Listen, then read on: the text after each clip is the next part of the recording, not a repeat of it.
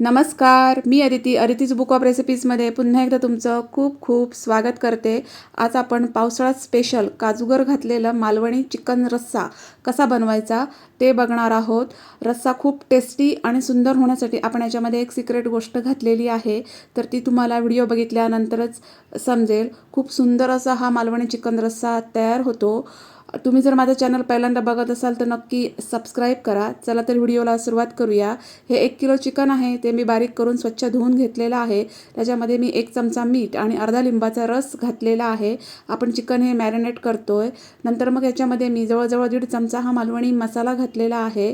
याने या चिकनची चव आहे ती खूप छान येते. नंतर मग आलं, लसूण आणि हिरवी मिरची यांची पेस्ट घातलेली आहे. हे बघा, आणि छान अगदी असं हे एकत्र करून घेतलेलं आहे. ह्या सगळ्या गोष्टींमुळे चिकन मॅरिनेट केल्यामुळे या रस्स्याची चव आहे ती खूप छान येते. तर हे छान मस्तपैकी एकत्र करून मी एक अर्ध्या तासासाठी मी मॅरिनेशनसाठी हे झाकून ठेवून दिलेलं आहे. याच्यासाठी एक वाटण लागणार आहे. याच्यासाठी मी एक उभा कांदा आहे तो चिरून घेतलेला आहे. एक मोठा कांदा आहे तो उभा चिरून घेतला. थोडी लसूण आणि आलं घेतलेलं आहे. हिरवी कोथिंबीर आणि ओलं खोबरं आहे. तर कढईत तेल मी गरम केलेलं आहे आणि याच्यामध्ये मी प्रथम आलं आणि लसूण घातलेली आहे. त्यांना मी हलकं फ्राय करून घेतलेलं आहे, जेणेकरून त्यांचा कच्चेपणा आहे तो निघून जाईल. आलं लसूण फ्राय करून झाल्यानंतर मग मी याच्यामध्ये उभा चिरलेला कांदा घातलेला आहे आणि तो पण छान अगदी मऊ पडेपर्यंत व्यवस्थित भाजून घेतलेला आहे. गॅसची फ्लेम मिडियम ठेवायची आणि मस्तपैकी कांदा हा चांगला गोल्डन ब्राऊन रंग येईपर्यंत भाजून घ्यायचा. तर कांदा सतत परतवत राहायचा. मस्त अगदी कांदा आपण आता भाजून घेतलेला आहे. मस्तपैकी कांद्याचा रंग जो आहे तो चेंज झाला आहे. त्याच्यानंतर मग मी याच्यामध्ये हे ओलं खोबरं घातलेलं आहे आणि हिरवी कोथिंबीरचे जे देठ असतात ते जास्त करून घालायचे. हा जवळजवळ 1 अख्खा नारळ आहे, तो मी किसून इथं वापरलेला आहे. मी इथं ओलं खोबरं वापरलेलं आहे कारण आपण हे मालवणी चिकन बनवतोय. तुम्ही याच्याऐवजी सुकं खोबरं किंवा ओलं खोबरं आणि सुकं खोबरं असं मिक्स दोन्ही पण वापरू शकता. खोबऱ्याची क्वांटिटी तुमच्या आवडीनुसार तुम्ही कमी जास्त करू शकता. गॅसची फ्लेम मिडियम ठेवली आणि मस्तपैकी ब्राउनिश रंग येईपर्यंत मी खोबरं भाजून घेतलं आणि त्याच्यानंतर मी याच्यामध्ये 1 चमचा ही गरम मसाला पावडर घातलेली आहे.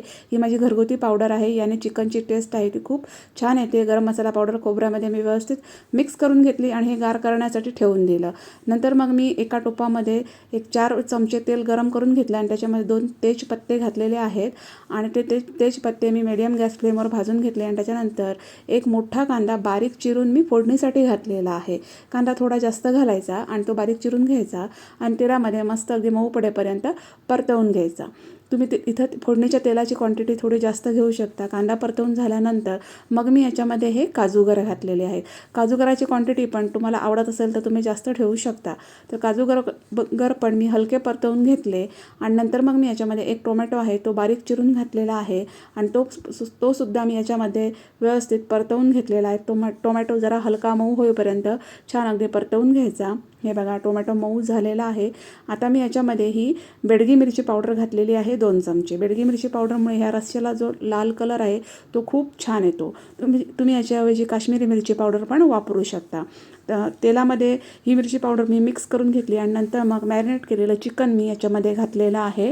हे बघा, आणि ते पण मी फोडणीमध्ये व्यवस्थित परतवून घेतलेलं आहे.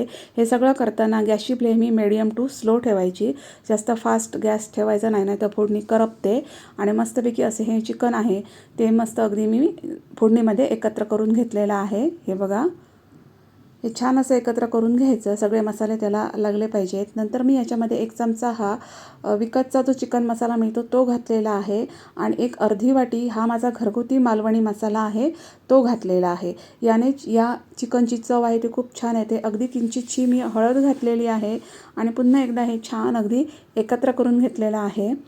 चवीपुरतं मी इथं मीठ वापरलेलं आहे. 1 चमचा मीठ इथं मी घातलेलं आहे. आपण अगोदर मॅरिनेशनचं जो मीठ घातलेलं आहे त्याचा अंदाज घेऊनच मीठ घालायचं आणि हे नंतर मग एकत्र करून घ्यायचं. पुन्हा मसाले जे आहे ते चिकनमध्ये छान अगदी एकत्र करून घ्यायचे. हे बघा, मस्त अगदी एकत्र करून घ्यायचे. सगळं करताना गॅसची फ्लेम स्लो ठेवायची. मस्त मसाले कोट झालेले आहेत. आता याच्यामध्ये मी पाणी घातलेलं आहे. आपल्याला चिकन आता शिजवून घ्यायचं आहे. तर चिकनच्या लेवल असेल इतकंच आपल्याला इथं पाणी घालायचं आहे.